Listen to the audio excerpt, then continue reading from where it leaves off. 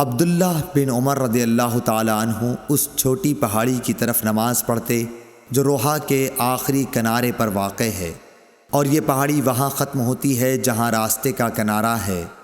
اس مسجد کے قریب جو اس کے اور روحا کے آخری حصے کے بیچ میں ہے، مکے کو جاتے ہوئے اب وہاں ایک مسجد بن گئی ہے۔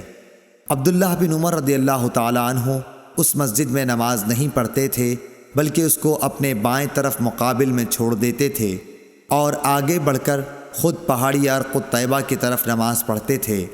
عبداللہ بن عمر رضی اللہ تعالی عنہ جب روحا سے چلتے تو ظہر کی نماز اس وقت تک نہ پڑھتے جب تک اس مقام پر نہ پہنچ جاتے۔ جب یہاں آ جاتے تو ظہر پڑھتے، اور اگر مکے سے آتے ہوئے صبح صادق سے تھوڑی دیر پہلے یا سحر کے آخر میں وہاں سے گزرتے تو صبح کی نماز تک وہیں آرام کرتے اور فجر کی نماز پڑھتے۔ صحیح بخاری حدیث نمبر 486۔